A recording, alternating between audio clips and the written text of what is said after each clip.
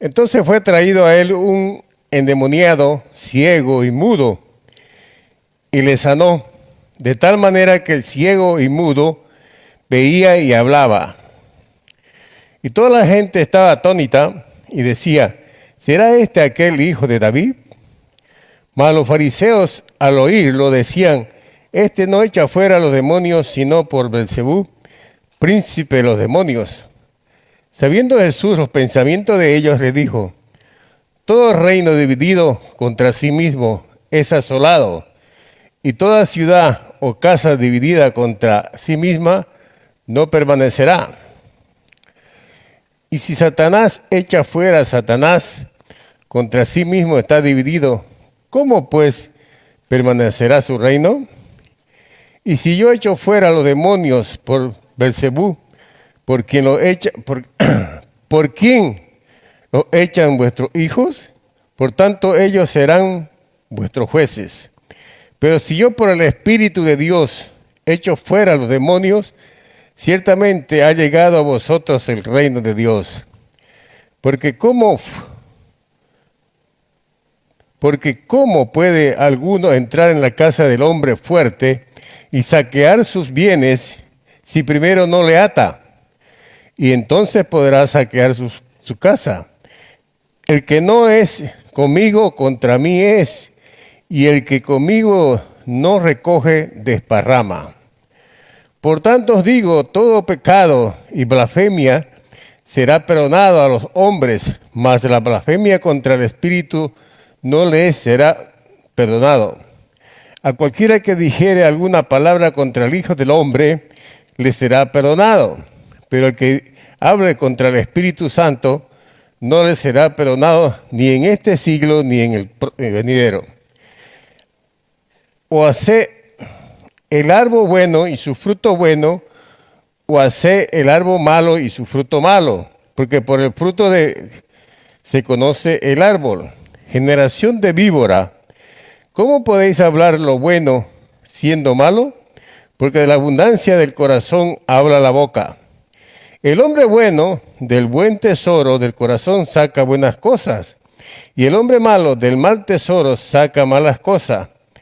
Mas yo digo que toda palabra ociosa que hablen los hombres, de ella darán cuenta en el día del juicio. Porque por tus palabras serás justificado y por tus palabras serás condenado. Entonces respondieron algunos de los escribas y de los fariseos diciendo, Maestro, deseamos ver de ti señal.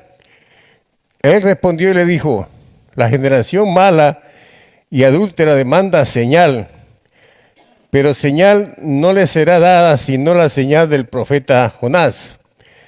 Porque como estuvo Jonás en el vientre del gran pez 3 días y 3 noches, así estará el Hijo del Hombre en el corazón de la tierra 3 días y 3 noches. Los hombres de Nínive se levantaron en juicio con esta generación y la condenarán, porque ellos se arrepintieron a la predicación de Jonás, y les da igual más que Jonás en este lugar. La reina del sur se levantará en el juicio con esta generación y le condenará porque ella vino de los fines de la tierra para oír la sabiduría de Salomón, y he aquí más que Salomón en este lugar. Cuando el espíritu inmundo sale del hombre, anda por lugares secos buscando reposo y no lo halla.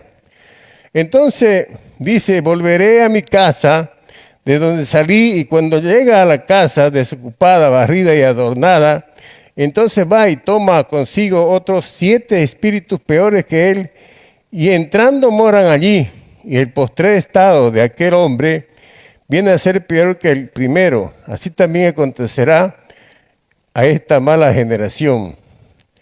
Mientras él aún hablaba a la gente, y aquí su madre y sus hermanos estaban afuera y le querían hablar. Y él le dijo, he aquí tu madre y tu hermano están afuera y te quieren hablar. Respondiendo él al que le decía esto, dijo, ¿quién es mi madre ¿y quiénes son mis hermanos? Y extendiendo su mano hacia sus discípulos, dijo, he aquí mi madre y mis hermanos, porque todo aquel que hace la voluntad de mi Padre que está en los cielos, ese es mi hermano y mi hermana y mi madre.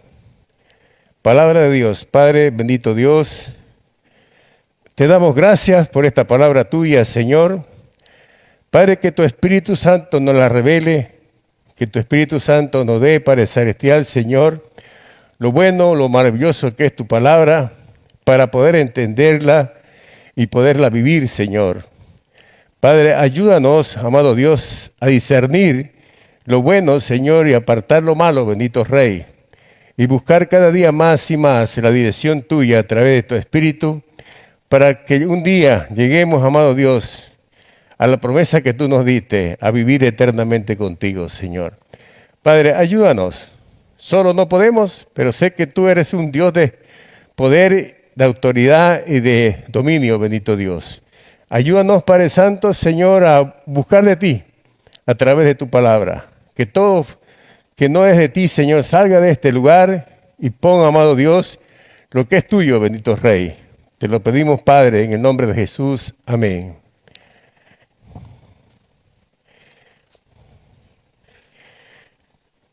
Aquí hay algo interesante en el versículo 22, adelante. Habla de un endemoniado que vino, un enfermo, pero dicho que vino ciego y mudo. Y este hombre vino con un deseo de que Jesucristo lo sane, que Jesucristo lo libere, que Jesucristo le dé una oportunidad para vivir en la tierra. Qué interesante que Jesucristo no le miró si era pobre, si era rico, si tenía comodidad. No, Él le miró a él, pero miró también su alma de él. Su alma de este hombre estaba herida, estaba lastimada, estaba apartada de Dios y necesitaba entrar al reino de Dios. Y para entrar al reino de Dios, él necesitaba primeramente arrepentirse de sus pecados y entrar al reino de Dios. Pero ¿cómo lo podía hacer sabiendo que él era ciego y mudo? Pero hay algo interesante. Dice aquí. Entonces fue traído a él un endemoniado ciego y mudo y le sanó de tal manera que el ciego y mudo veía y hablaba. Y toda la gente estaba atónita y decía, ¿será aquel el hijo de David? Mas los fariseos al oírlo decían, este no echa fuera a los demonios, sino por Belcebú, príncipe de los demonios. Qué interesante es saber de que nuestro Señor Jesucristo es Dios y Él tiene poder. Y su poder es eterno. Entonces, nosotros vemos aquí de que le cuestionaban a Jesús los fariseos, los escribas. ¿Cómo? ¿No? Este va a echar demonios. ¿Será hijo de David? Otro decía, ¿cómo va a echar demonios Belcebú contra Belcebú? Belcebú era un rey pagano, un rey pagano que era el rey de las moscas. Dice cuenta cómo son las moscas de bonitas, ¿no? Entonces, él era el rey de las moscas, se llamaba rey de las moscas. Entonces, ¿cómo ellos se imaginaban en su mente de que este hombre que estaba haciendo ese milagro, que estaba haciendo algo maravilloso, pueda ser por un hombre que no tenía poder? Interesante. Ahora hay que ver algo interesante aquí, de que se cuestionaban ellos para saber quién verdaderamente estaba en Jesús. Se preguntaban ellos quién verdaderamente estaba en Jesús. ¿Será el hijo de David? ¿Será esto? ¿Será esto otro? ¿Pero por qué es esto? ¿Por qué esto otro? no tenían una certeza, no tenían una seguridad de quién era Jesús. Ellos lo que querían era hacerlo caer a nuestro Señor Jesucristo en el camino que Él iba para que ellos mostrar que eran poderosos. Los fariseos era una doctrina bien falsa, bien hipócrita, bien mentirosa, que creían ellos que tenían todo bien hecho, pero que en verdad no tenían nada. Por eso muchas veces los siervos dicen, son fariseos. ¿Por qué un fariseo? Porque el fariseo es hipócrita, mentiroso, engañador, ¿no? Entonces, te dicen rápido, esa iglesia es de puro fariseo. Y la verdad es que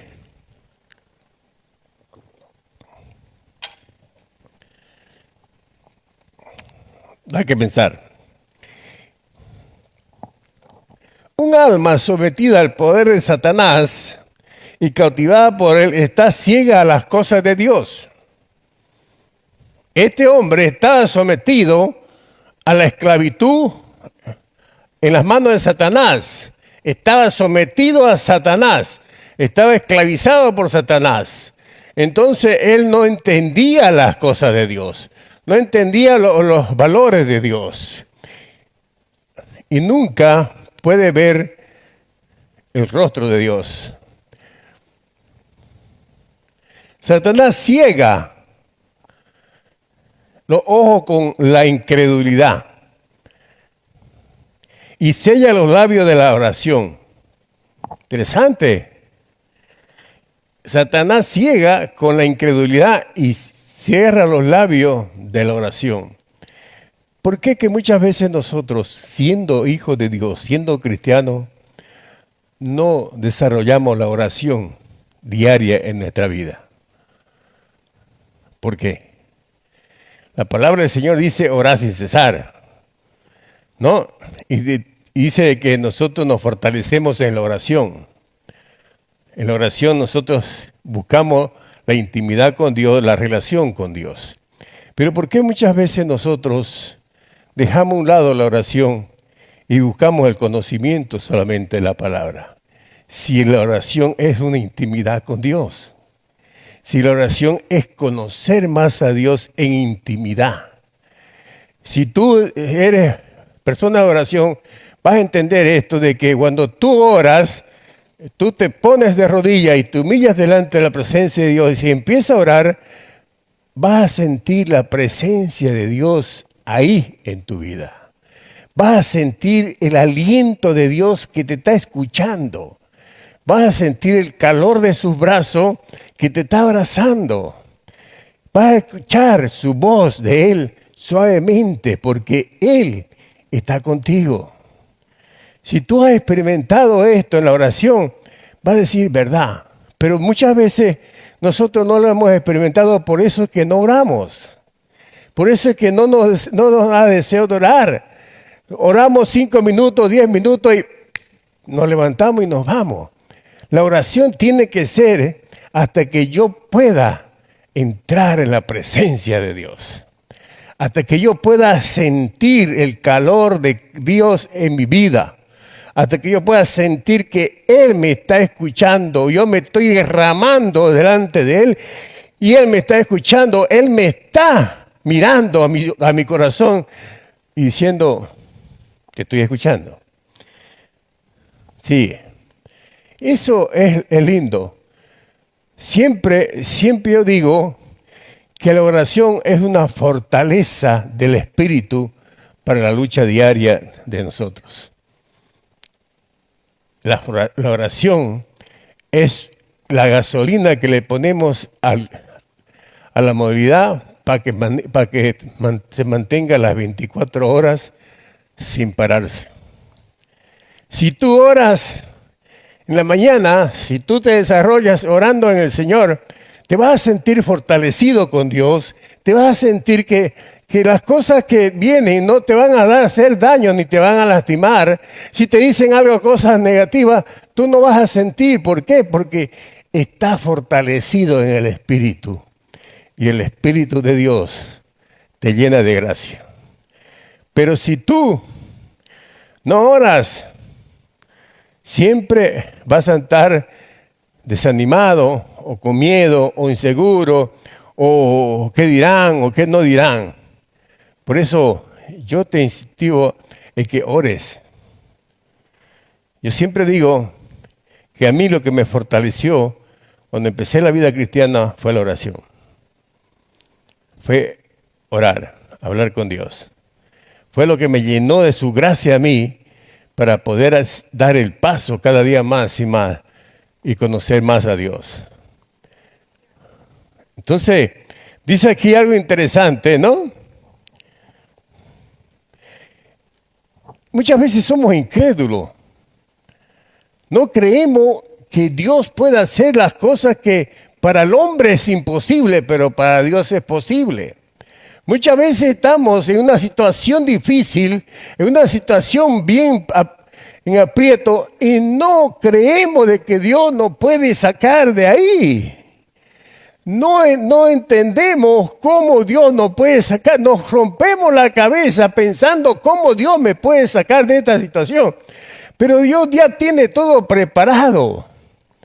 Solamente que espera que tu corazón esté dispuesto a creer en Él, esperar en Él y confiar en Él.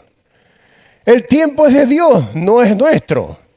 Y en su tiempo Dios las cosas son perfectas. Muchas veces nosotros queremos que las cosas nos salgan rápido y no. Dios tiene su tiempo. Dios prepara nuestro corazón para esperar en Él y confiar en Él. Dice, aprended de mí, dice Jesús, que soy manso y humilde de corazón. Y hallaréis descanso, ¿para qué? Para vuestra alma. Jesucristo, si ustedes lo miran en su evangelio, nuestro Señor Jesucristo no era fatigado, no se fatigaba, no se desesperaba. Lo miraba a los apóstoles que se dormían cuando Él se entraba a hablar con su Padre, pero Él tranquilo, porque Él sabía lo que le esperaba. Hermano, no seamos incrédulos de las cosas de Dios. Si dice la palabra, abre tu Biblia en Hebreo capítulo 10, versículo 26 y 27.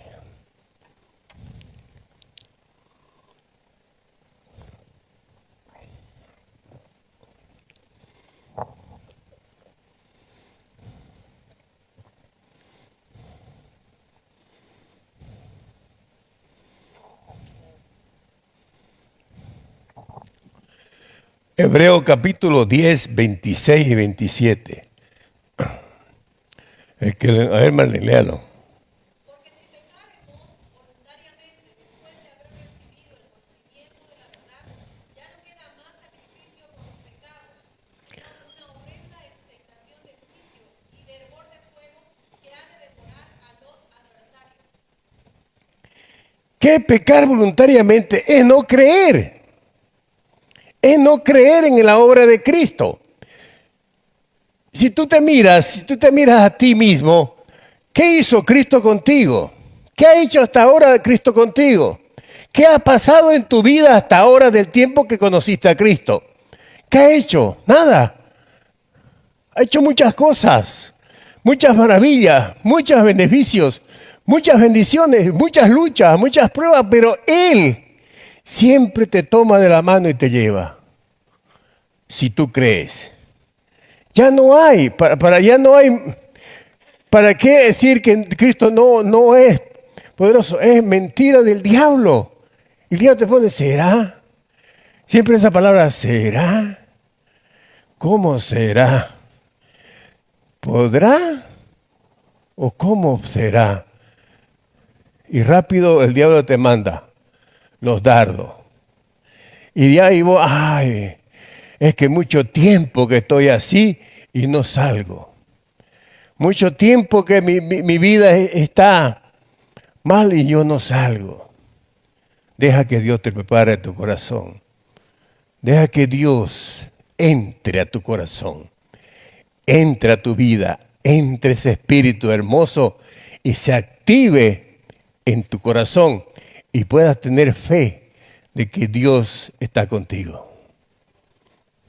Eso es, porque el Espíritu Santo hace una obra maravillosa dentro de ti. Hace una obra maravillosa, si tú le permites que Él haga. Hace algo maravilloso en tu vida. Te da a ti el conocer de Cristo, te da a ti el caminar cada día más y más en la seguridad de que Dios está contigo. Pero déjalo trabajar al Espíritu en tu vida. Déjalo moverse al Espíritu en ti. Pero ¿cómo, pastor? Hablando con Dios, orando con Dios, hablando con Dios, oración. Cada momento, yo creo que a ustedes les pasa a todos. Cada momento, Señor, gracias. Señor, gracias. Pero no, es que Señor, no creo. Eso es blasfemar contra el Espíritu. No creer en el poder de Dios. Y aquí nosotros vemos que Jesús demuestra de que Él tenía poder, que Dios le había dado poder para hacer la obra que estaba haciendo en este hombre. Estaba sanándolo y liberándolo de la incredulidad de no creer en Dios. Y estaba sacándolo del cautiverio de Satanás.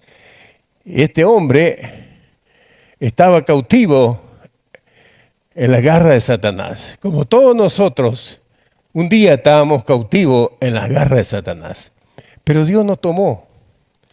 Nos tomó de su mano y nos sacó y nos arrastró al reino de Dios a través de su Hijo amado. Nos introdujo el Cristo hermoso, maravilloso, y introdujo el Espíritu Santo dentro de nosotros para que ese Espíritu Santo sea activándose en nosotros y podamos crecer en fe. Podamos crecer en conocimiento, podamos crecer en la obra del Señor, para que podamos crecer amando, glorificando y exaltando el nombre de nuestro Señor Jesucristo. Esa es la obra de Cristo, esa es la obra del Espíritu. Por eso aquí le decía, Jesús le decía, Él sabía lo que estaban imaginando, Él sabía lo que estaban pensando, Él sabía lo que estaban diciendo, Él lo sabía. Pero yo creo que Jesús se reía de las cosas que le decían los fariseos y los escribas, porque su misión de Él, de nuestro Señor Jesucristo, era sanar almas, llevar almas al reino de Dios. Su misión de nuestro Señor Jesucristo es y será llevar almas al reino de Dios.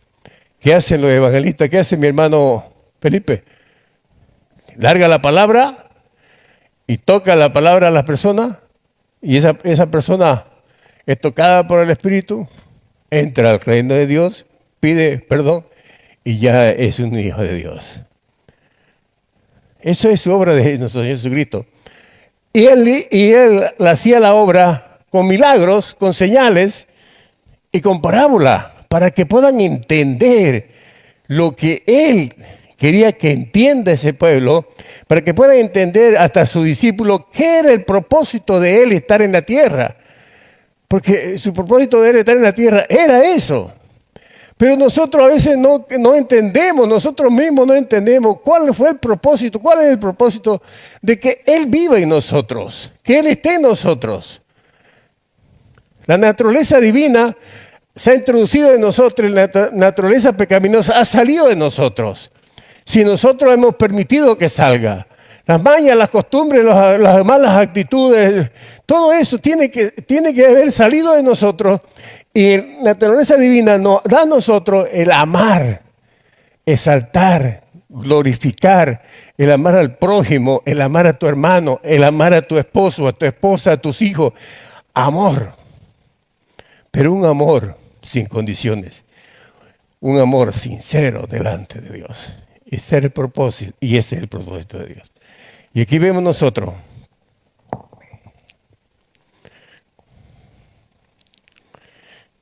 sabiendo Jesús los pensamientos de ellos, le dijo, todo reino dividido contra sí mismo es asolado, y toda ciudad o casa dividida contra sí misma no permanecerá. Y si Satanás echa fuera a Satanás contra sí mismo, está dividido, ¿cómo pues permanecerá su reino? Difícil, ¿entiende? Pero dice en el 28, pero si yo por el Espíritu de Dios echo fuera a los demonios, ciertamente ha llegado a vosotros el reino de Dios. Este hombre estaba poseído, endemoniado, ciego y enfermo, esclavizado. Nuestro Señor Jesucristo tocó su vida y fue sanado y fue liberado y fue ser hijo de Dios, igual que nosotros. Entonces, vemos aquí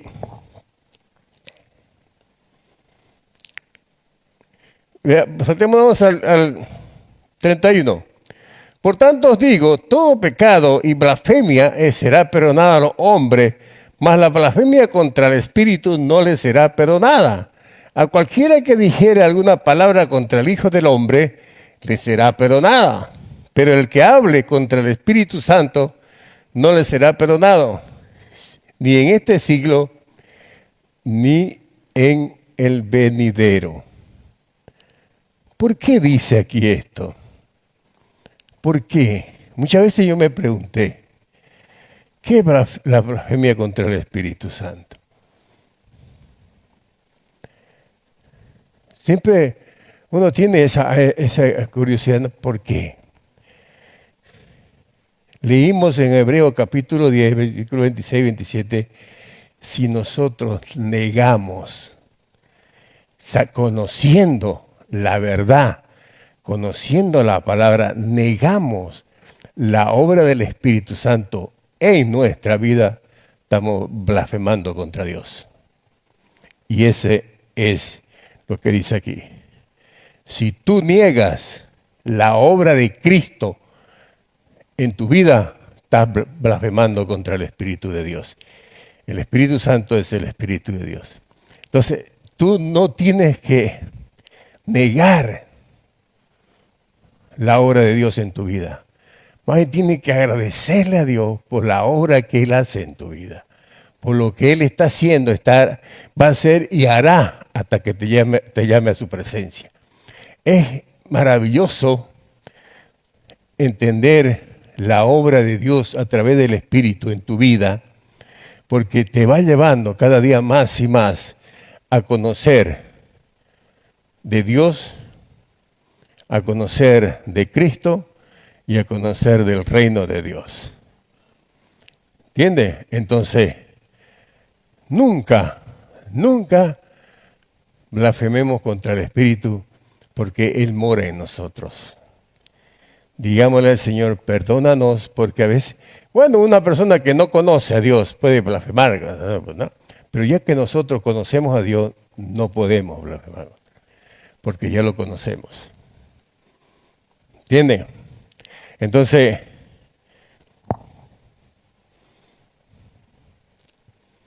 dice, no, a cualquiera que dijere alguna palabra contra el Hijo del Hombre, le será perdonado, o sea, contra nuestro Señor Jesucristo. ¿Cuántas veces han dicho cosas negativas contra él?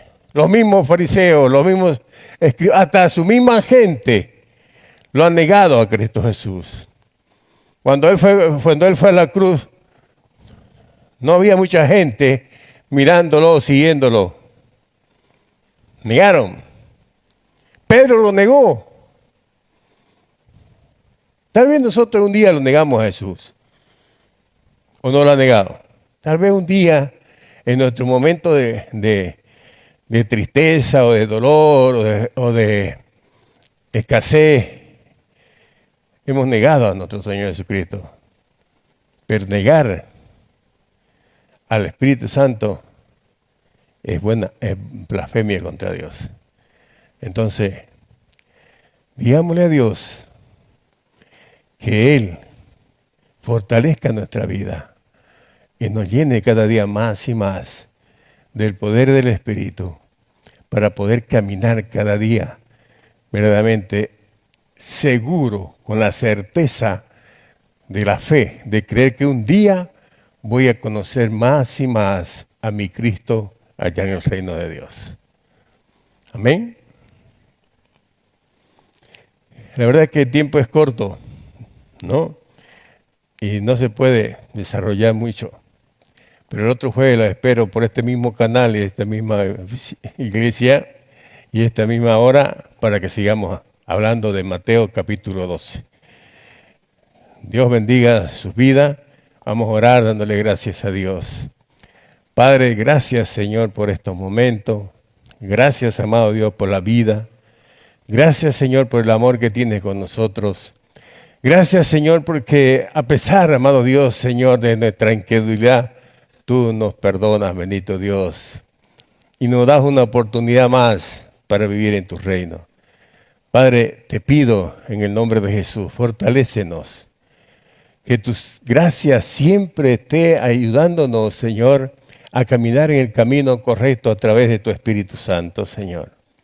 Que de nuestra boca no salgan palabras ociosas, sino palabras de edificación, Señor, para poder crecer y poder entender tus propósitos en nuestras vidas, bendito Dios. Bendice cada hogar representado, Señor, en esta noche. Y bendice lo que no viene, bendito Dios. Padre, que tú toques los corazones para que podamos llegar aquí a conocer más de tu palabra. Con una sola palabra tuya, Señor, puedo tener satisfacción, gozo, paz en mi corazón, sabiendo que tú me la das con amor. Gracias, Padre, gracias, Hijo, y gracias, Espíritu Santo de Dios. Dios los bendiga, mis hermanos.